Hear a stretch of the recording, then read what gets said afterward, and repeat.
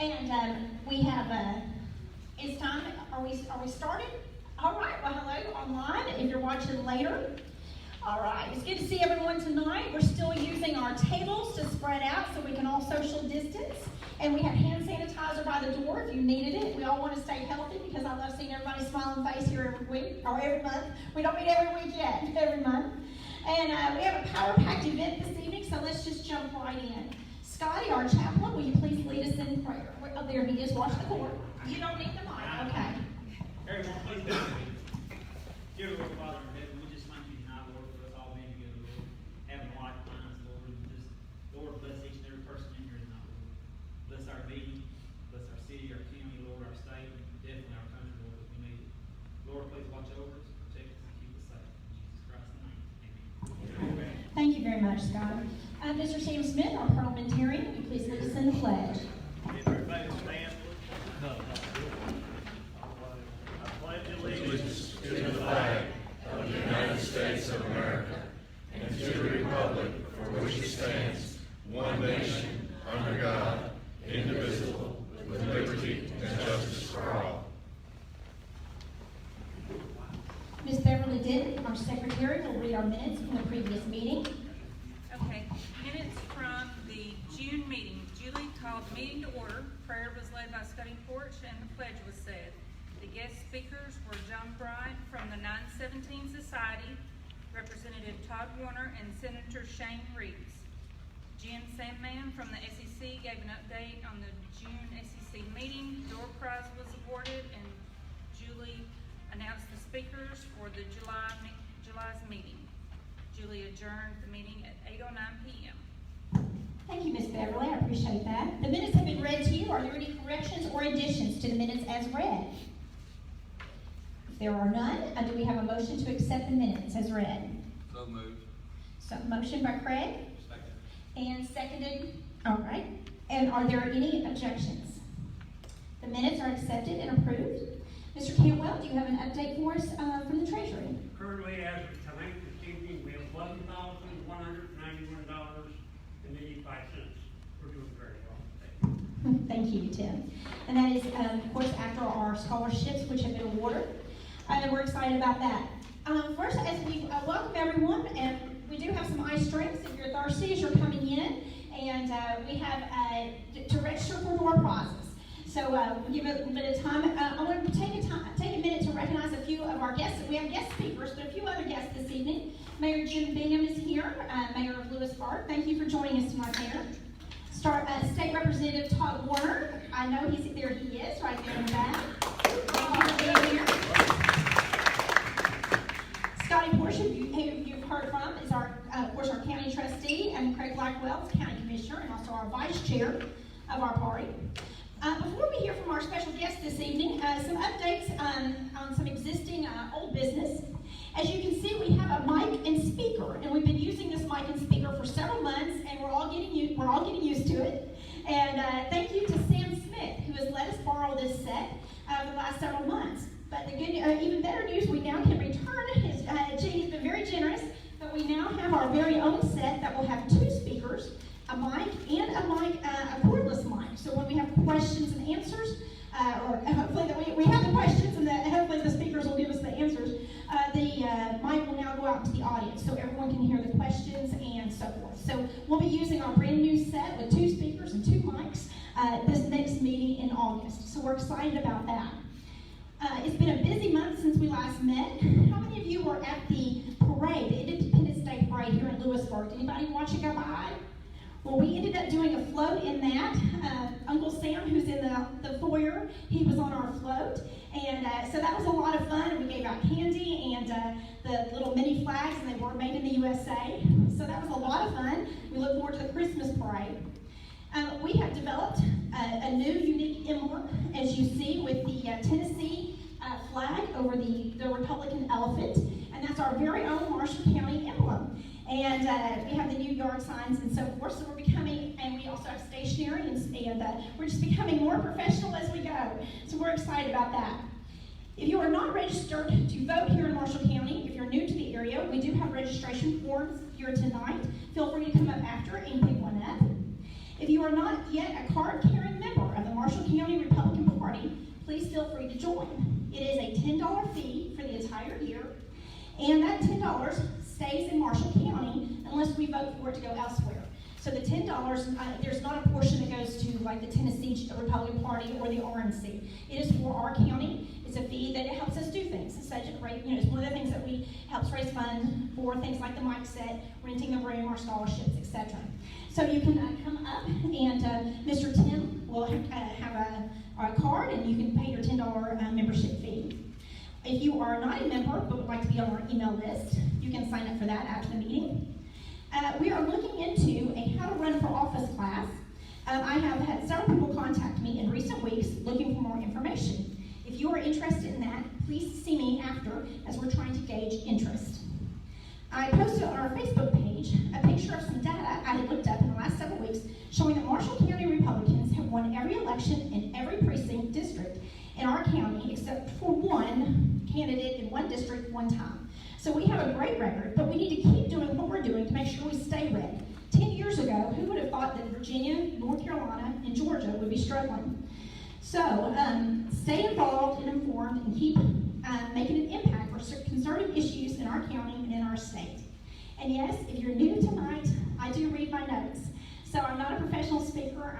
If you all don't know me, if you're new, I'm a housewife and a homeschool mom who I volunteered a little bit, and then I volunteered a little more, and then they said you get to volunteer more, and guess what? So somehow here I am, and so I'm being less nervous as time goes on, and I occasionally look up from my notes and make eye contact, but I still read my notes to make sure I stay on track.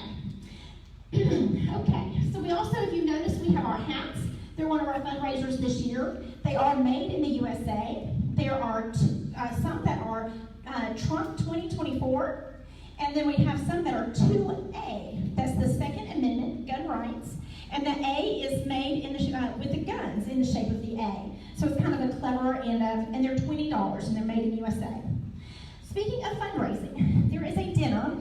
How many of you are familiar with the Pregnancy Resource Center here in Lewisburg? Ms. Shirley Lowe has a fundraising, has a dinner every year, and if you have not attended one of Ms. Shirley's dinners and would like to, now is your chance.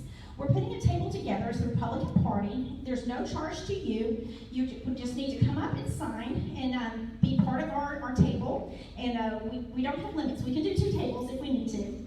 And the dinner is good. The food is always delicious. They tell all about what they do there at the Pregnancy Resource Center.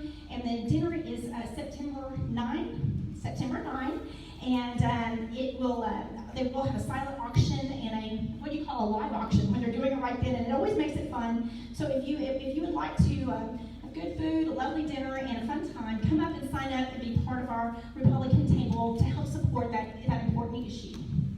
All right, speaking of dinners, we have continued to plan our annual dinner. Janet Hegel, president of the Marshall County Republican Women, chairs the committee for our dinner and will update us now about news for our annual dinner. Welcome, Ms. Janet Hegel. First of all, I don't need that, and if you can't hear me, let me know. But I needed to add on something to what you were just talking about with the Pregnancy Resource Dinner. The dinner is free. Oh, you can't hear me? Oh, gee. Hopefully, I've never used one. Okay. Can you hear me? I don't want to be too loud. So anyway, the Pregnancy Resource Dinner, the dinner is of no charge. At the end of the evening, they will have envelopes. Thank you. They'll have envelopes available for you to make a donation if you wish. So that correction. As far as our dinner goes, our dinner is not free. Our dinner is $50 a ticket, but our food is great and our guest speaker is wonderful. And we have tried so hard for so long to get the governor of Tennessee to come to one of our dinners. It seems that they're always busy with something else. This year, we have been approved to have Governor Lee on October the 5th, which is a Tuesday, attend our dinner.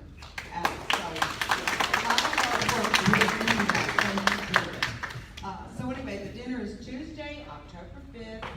I'm selling the tickets for $50 a piece, and the doors will open at 5:45, and then we'll start the dinner at about 6:30.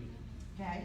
Then I will tell you one other thing. I, as the president of the Women's Republican Party, Monday, which is July the 26th at 10:30. Our meeting is at Marshall County Library, and our guest speaker is the mayor of Marshall County, Mike Kenny. So all you women, if you don't have anything else to do, come join us. And we try to limit ours to an hour.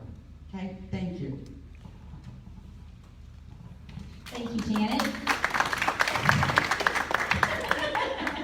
Yes, it feels like sometimes we speak louder than we do, but to be heard online live, and for some of our people, we really need to use the mic. No matter how I feel like I'm loud, but yet we need to use that mic so everyone can hear us.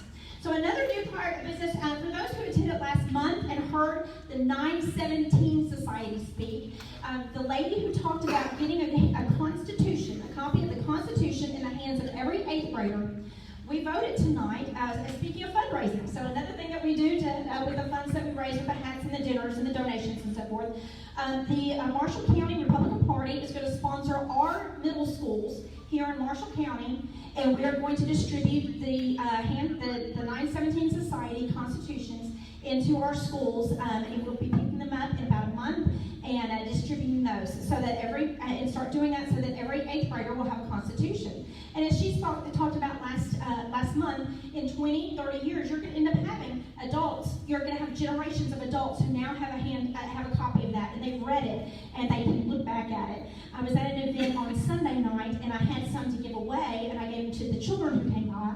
And I saw several of them just get excited. And they were sitting down because they weren't listening to all the speakers, and they started looking through it, and I saw them get up and show their mom at one point. And I just wanted to go over and say, what did she find that she's excited about? Because she was a teenager, and I thought, oh, I wonder what she's pointing to and saying, what about this? So I thought that was pretty cool. So we just voted on that tonight, and so we will be participating in the 917 Society for Marshall County and giving our 8th graders a copy of their very own for the U.S. Constitution. So we're excited about that.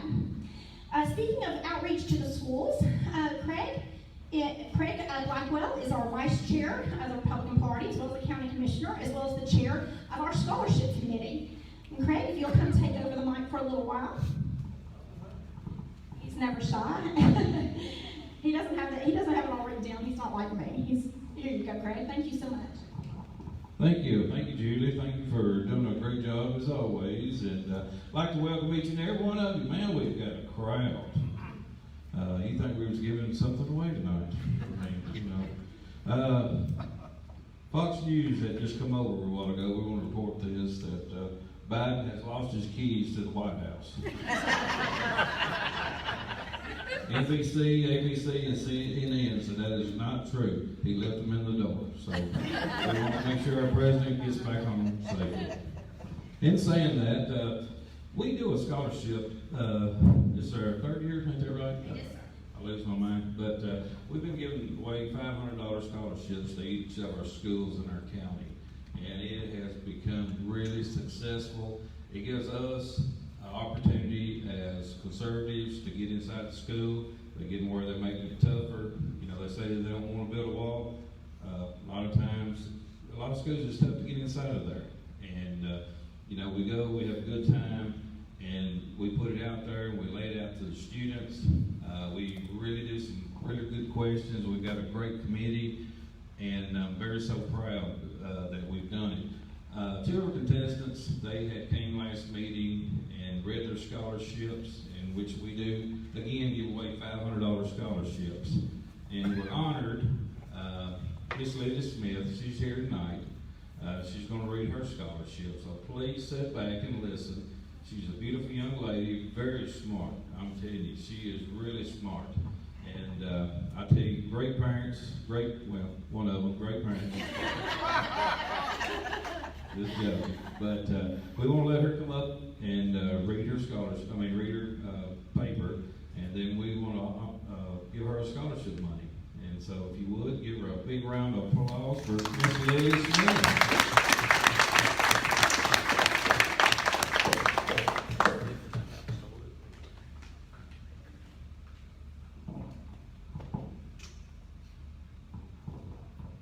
When the Founding Fathers designed our nation, they had a complicated vision. A democratic republic with 3 branches all balancing each other. However, in the midst of this complicated structure of government, they stayed true to the ideals of our nation: opportunity and equality. Two things which have been pillars of our country's identity. However, it is our nation's commitment to democracy and balance that has allowed us to change and evolve to better fit these ideals. Thus, when asked to respond to the filibuster law, it feels necessary to highlight the importance of balance. The filibuster law is one of the many components of our government that works to ensure that balance is maintained. It ensures that no single party is allowed to have complete control. The filibuster law is a matter of preserving the balance which has long kept our democracy intact. Without such safeguards, our government would be in constant turmoil at the whims of the majority party. Our country would completely change each time the majority party shifted. The filibuster law and others like it are what makes our nation's democracy so unique. The checks and balances in our government have never been convenient. If anything, they have made our government system difficult and extremely annoying for some. But striving for democracy has never been easy. A simple majority may technically rule in a democracy, but it is the debate and the detailed consideration we invoke that holds the true ideals of democracy. The relentless arguing and careful preparation for it is what makes American democracy what it is. However exhausting it may be, the filibuster law embodies this exactly. Some have argued that the filibuster should be removed on account of its racist past. While the filibuster law was a part of the Jim Crow era, that does not mean it is used in the same way now. Like our own country, laws such as the filibuster law have now evolved to meet our ideals. We can't change what has happened in the past, but we can recognize and learn from it. Today, we can make the choice to do better as a nation. We can use the filibuster law to preserve equality and balance rather than negate it. The filibuster law may pertain to senators, but it is us, the people, who are responsible for holding the government accountable for its use of the filibuster law.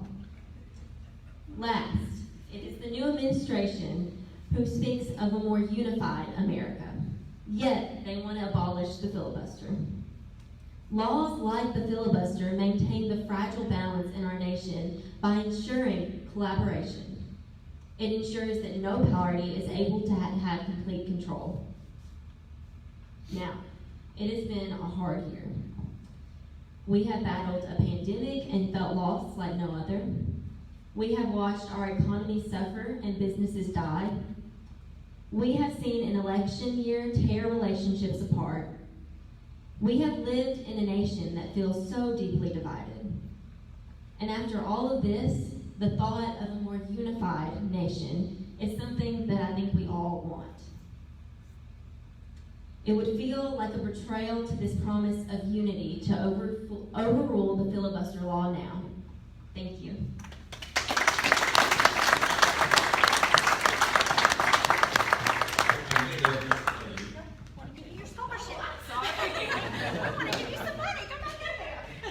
I've never seen a woman want to leave money. Just joking, ladies. Don't be cutting my tires. Ms. Lily Smith, we'd like to present you with this $500 scholarship for doing a wonderful job. And we wish you the best of luck on your future. And by giving that kind of speech, we may see you behind the podium one day running for a big office, and your daddy can run your campaign. What y'all think? I think she can do it, don't y'all? Thank you so much, and we'd like to present that. Would you mind getting a picture of you, present that to her? We'll get your picture, we'll shake some hands, and we'll put it in the paper. There we go. Lily, that was fantastic. Thank you so much, Lily, for sharing with us this evening, and congratulations to you. The Marshall County Republican Party is happy to be part of your future, and we wish you the best. And after hearing you tonight, this is not in my notes. I'm actually speaking off my notes. After hearing you tonight, I think your future is very bright indeed. I'm very impressed. Now, our next speaker is Ms. Lona Heines. She's joining us this evening from Columbia. She's the past president of Murray County Republican Women and is a conservative activist. join me in welcoming her, if she doesn't mind joining me up here tonight, as she shares with us how she's become involved in various conservative issues and how we can get involved too in various ways that she's an activist and a leader in our community or our state. Thank you so much, Lona. Thank you. Like Julie, I am a stay-at-home mom. I have 2 boys, 15 and 17, and that is my full-time job. Out of all the things that I would rather do other than take care of my children would be a big mouth, waving my flag at legislators, telling them what we need in our community. So I wanted to just say thank you, first of all, to Mark Cody for coming today. It's good to see you again. And Bruce Griffey, it's good to see you again. Last time I saw Bruce was in Florida, so we were there with the 917 project at Mar-a-Lago, so it was really nice to see you today. Real quick too, I just want to recognize Miss Tricia Stickle, who is here. She is my mentor, one of my best friends, and she is the inspiration for our Sentinel group in Murray County. I've known Tricia for a long time. We were in Williamson County as well, working together. A little bit about me, and also I wanted to recognize Miss Debbie Matthews, who's also the vice chair for the Murray County Republican Party, who's here as a guest. Thank you all for coming. A little bit about me. I am a stay-at-home mom, like I said. I grew up in the great state of South Dakota, the daughter of a farmer and a rancher. Big mouth from the time I was little. I'm the 8th of 9, so we had to speak loudly to get any attention. It's actually paid off very well for me. Everybody wants to know what is an activist. That's kind of a broad question. Webster's dictionary says an activist is a person who campaigns to bring about political and social change. The Oxford Dictionary says it's a person who strongly believes in political or social change and takes part in activities to try to make those changes happen. It's interesting too, as I was looking this up and trying to figure out what exactly to say about what I do and what I enjoy, and hope that you all can someday do too. There were antonyms and synonyms for an activist, and it's kind of striking. The antonyms were radical, extremists, were militants, and were zealots. How many in this room have been called those names? That's right, Republicans. The synonyms were reformers, demonstrators, champions, battlers, advocates, and promoters. I don't know about you, but I haven't really been called those names, but I would like to be. What exactly does an activist do? Well, activists write letters. We become involved in our community. We write letters to the editor. We talk to our congressmen. We talk to our senators. We call them on the phone. We tell them what we're hearing within our constituencies and our districts and the regions where we live. And we try to convey those points to the people that we have chosen and voted for so that they understand what the basic needs are within their districts. Really, the whole aim of activism is reform. It's really that simple. To take things that are happening now, reform them, and make them better for the community. Many of us who want to be involved, and Julie, unlike you, I like to use my notes, so forgive me. Many of us who want to become involved have jobs. We have families. We have responsibilities to tend to, and this is especially true if you're conservative. I'm not discrediting Democrats, but it seems like they have a whole lot more time than we do to do this stuff. We have very little time to expel and extra stuff, and many also wish to remain anonymous within the community. We don't want to be doxxed. We don't want to be followed. We don't want our names spread on the internet and told that we're wrong for what we believe. My personal history, like I said, I moved into the area in 1993 from upstate New York. I was in culinary school, I got a job, and I became immediately involved with the Davidson County Republican Party. I worked within Senate campaigns and local campaigns as well. Got married, moved to Williamson County, became involved with the Republican Women of Williamson County, became involved with the GOP, and eventually ended up in Murray County where I was the Republican Women President. And actually, after stepping down just recently, after speaking with Tricia, we had the need for a Sentinel group. Sentinel group, what is a Sentinel group? Well, the Sentinel definition is a military term. A Sentinel is a soldier. We watch and we stand on a wall. We make the phone calls and we talk to people.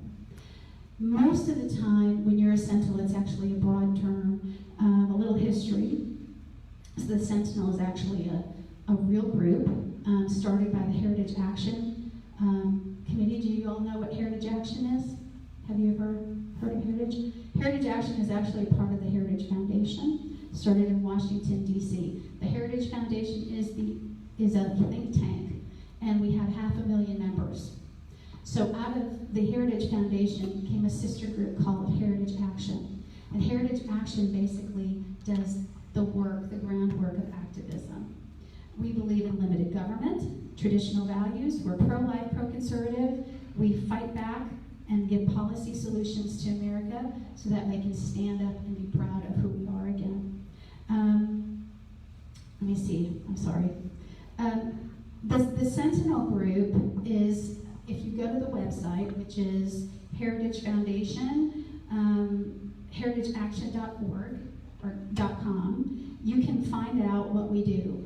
There's a specific section on that website that talks about what the Sentinels do. So we basically train you how to go in front of legislators and stay on top of issues. And this is easy because everything on the website is actually done for you. You don't have to function outside and think about what you're going to say. You can go online. If you have an issue with CRT, let's say, and this deals with the federal level, okay? And we'll talk about local just briefly after I present this. On the federal level, let's say you want to talk about CRT, you want to talk to your congressman, who's Scott DeJarlais. You want to call him and talk to him and say, this is what I wanted you to know about CRT, this is what I believe, this is what my constituents are saying. You know, a lot of times we sit and we get nervous. I don't know about you, but I used to get really nervous when I'd have to make a phone call and go, oh my gosh, I don't know what I want to say. I don't know if I know the facts well enough. Well, if you go on the website as a Sentinel and you're a volunteer, it's free to everybody. They tell you what to say. So the letters are written, the editorials are written. If you want to write to your paper, you can go online. Things that you want to post online, all the graphics are already done. Twitter is already done for you. If you have Twitter accounts, you can just take it from the website and post it and activate the people that you know. And real quick, after talking to Tricia when we got here, I think the most important thing to know as a Sentinel is that we work locally. That's probably the most important thing, is Heritage Action, which is where the Sentinels come from. Heritage Action works from the top down, okay? So they get the big issues and they work down to us. But on a local level, we work as Sentinels from the bottom up.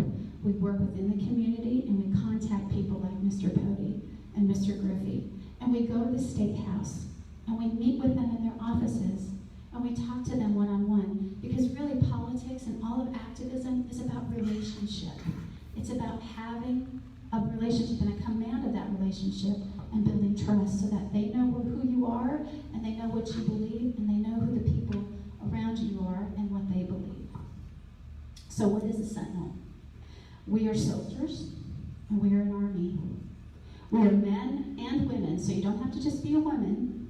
We're men and women, we're young and old, and we gather to protect our nation's integrities and truths. We are Americans who believe in our Constitution, the Bill of Rights. We believe in tradition.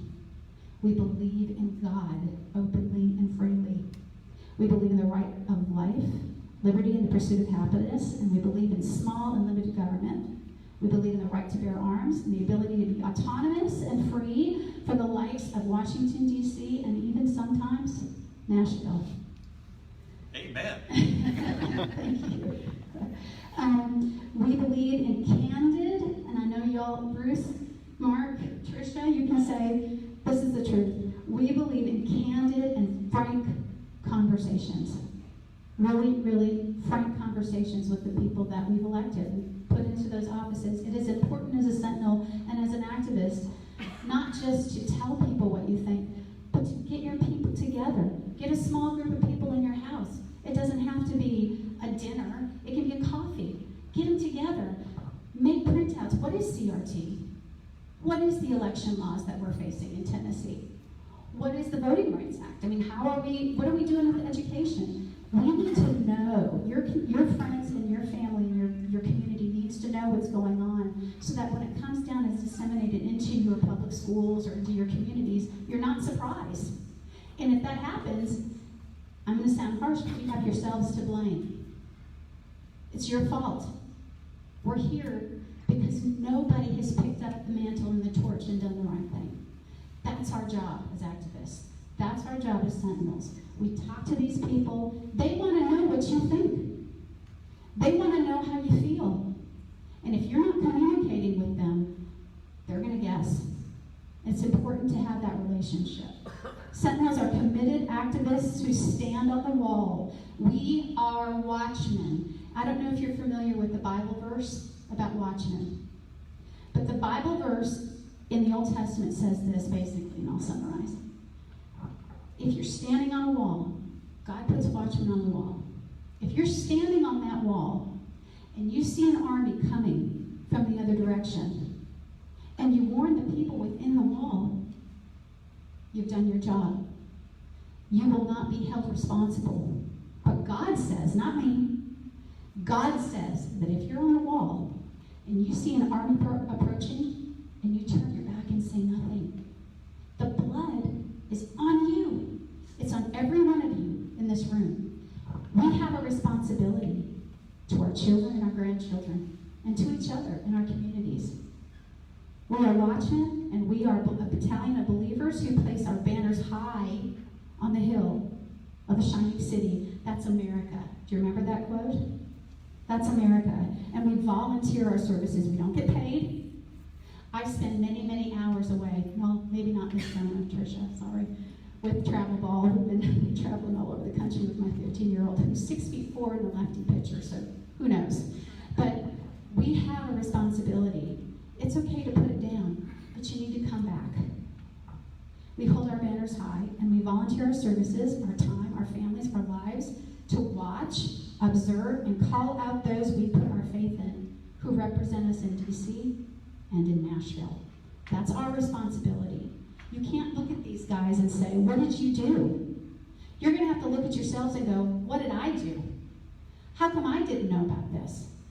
There's resources online. I've got 4 pages of resources that I printed out personally and brought for y'all to kind of look at. You can take pictures of them up here on the table. I'll leave them. But there is no excuse anymore.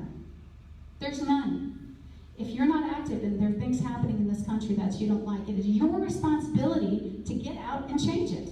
The left is doing it. It's our time. It's our time. We are accountable. These men and women are accountable to us, their constituents, but we volunteer our services without reservation. So with all that said, I hope you'll consider coming and talking to other Tricia and I and talk about becoming a Sentinel. It's easy. It's painless. And all it will cost you is a little bit of time every week. Thank you.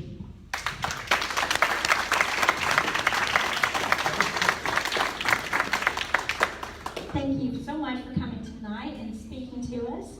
And yes, the Heritage Foundation, so this is the activist arm of the Heritage Foundation, and it is free to join.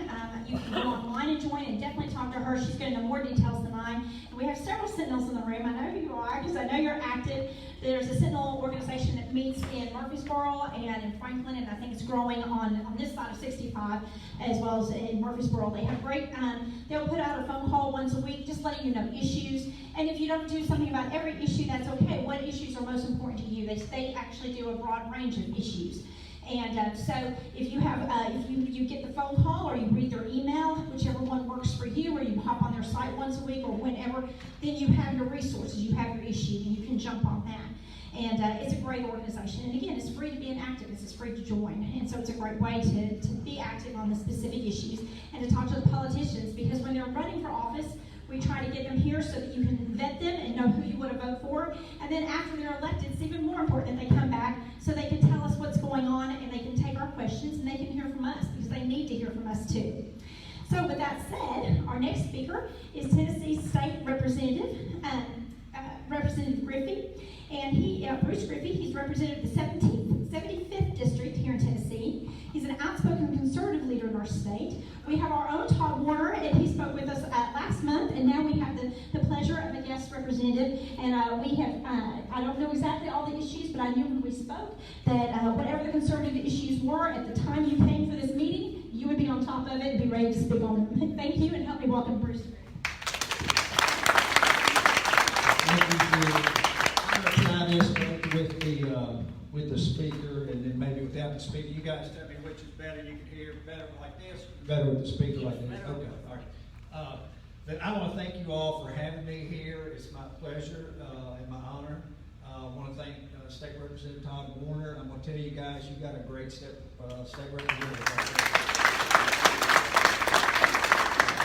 I can guarantee you he's up there and doing what's right for everybody in this county, and he thinks that the little guy, not the rich lobbyist and all that kind of stuff. And that's what I'm kind of, my position is too. I'm trying to help the folks at the bottom, so I feel like they need help more than anybody else. If the folks at the bottom are making some money, guess who else is going to make money? Everybody above them. So that's the way the economy works and capitalism works. I want to thank Senator Mark Pody being here, another great senator in the Senate. We need more like him up there. Y'all give him a hand, please. Mayor Bingham, I want to thank you for being here. Appreciate you being here. And County Treasurer, Trustee, I believe, and Julie, thank you for being here as well. Let me ask you guys, do any of y'all follow Steve Bannon in the War Room? Does anybody raise your hand? If you don't, you should. Go on your phone and look up Steve Bannon, the War Room. Download that app. He does 2 hours in the morning from 9 a.m. to 11 a.m. and he does 1 hour in the afternoon from 4 to 5 p.m. You will get the straight scoop of what's going on in D.C. with the swamp versus the Trump supporters. And how many here are Trump supporters? All right, you're my kind of crowd, so that's great to hear. Also, check out the Gateway Pundit. It's another great news organization site. You can download their app on your phone. I read Breitbart News is another one, Gateway Pundit, and the War Room every day because they've got the news stories about what's going on. You really need to do that so you get the unfiltered side from all the mainstream media junk that's out there. All right, let me get right into it. I kind of feel like I'm a politician. I like to talk about the issues more than anything else because I think that's what most people want to hear about and talk about. So let's talk about the big elephant in the room, illegal immigration. So how many are upset over there? Gotcha, totally agree. Speaker Sessions was kind enough to put me on the refugee ad hoc committee that's looking into the Biden administration flying illegal refugees, minors, unaccompanied minors into the state of Tennessee, flying them into Chattanooga, they're shipping them out there. We're trying to get to the bottom of that. Honestly, folks, it's going to be a tough road because we've got the Constitution. I'm a lawyer by trade. I've been practicing law for 30 years. I've done everything, been a prosecutor, been a defense attorney. But constitutionally, it's kind of hard because the federal government does have a supremacy clause, and it's dual sovereign. They're supposed to recognize the states' rights, but they haven't since the Civil War. So we do have to deal with that, but that doesn't mean the state just has to roll over and play dead. There's lots of things the states can do. We had a retreat in Pickwick a year ago talking about what states can do, and there's two approaches, the Madison or Jeffersonian approach as to opposing federal government. And I believe it's the Madison approach. It's pretty aggressive. We block all federal facilities if we can. We don't give any assistance with law enforcement or anything like that.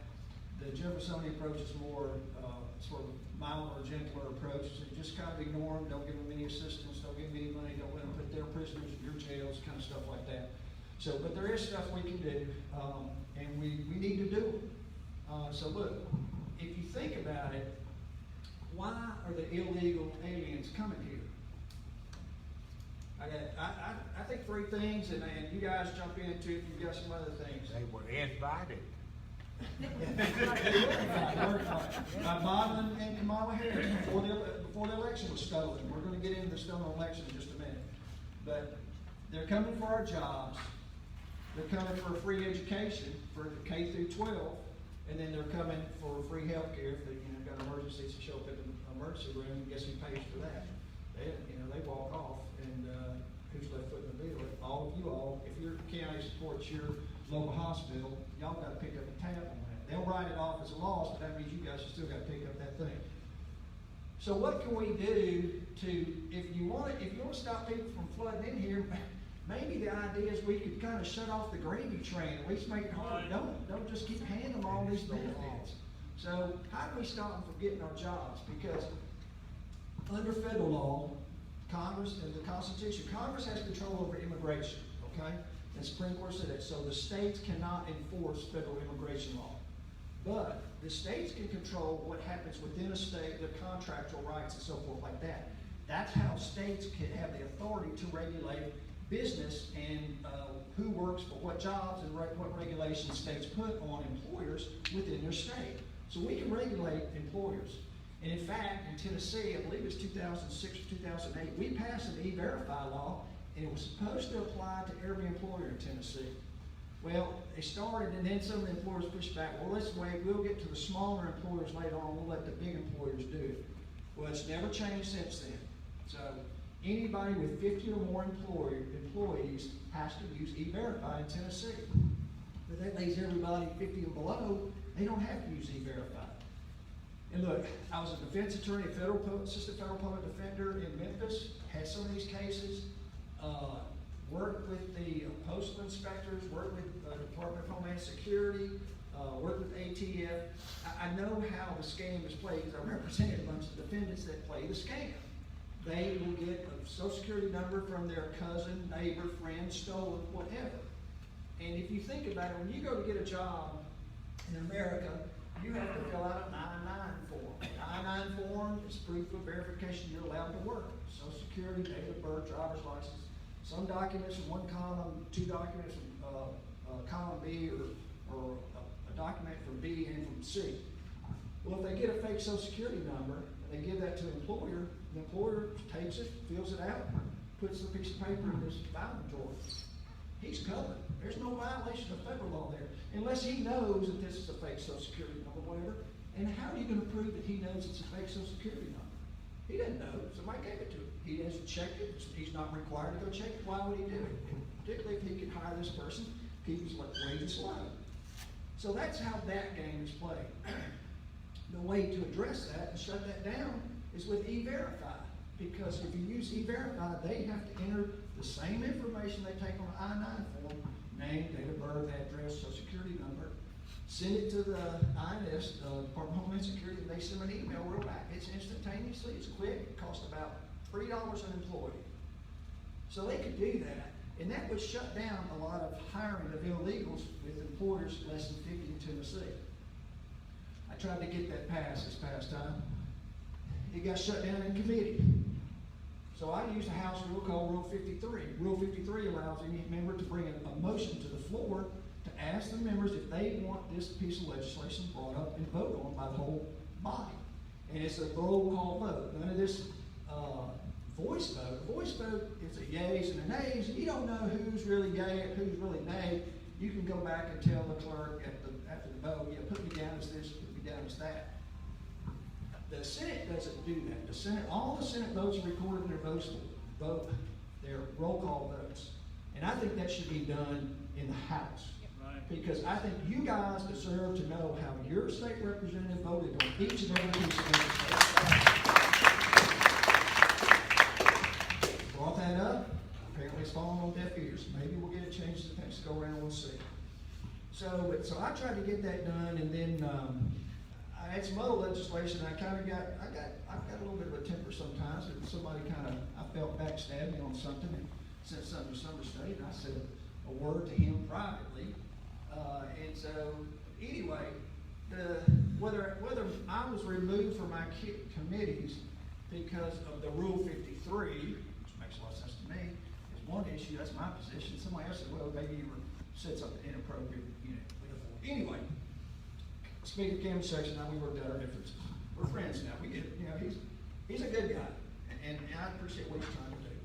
And I think he got some bad advice, but I got huge support from all the conservatives, people like you in this room, when he removed from my committee. I want to thank each and every one of you all who made a phone call, put something on Facebook that you were not going to accept this because that was trying to shut down the voice of conservatives. And the conservatives, he's trying to get E-Verify on the House floor. Do you guys want E-Verify in Tennessee for every employee? Yes, sir. Yes.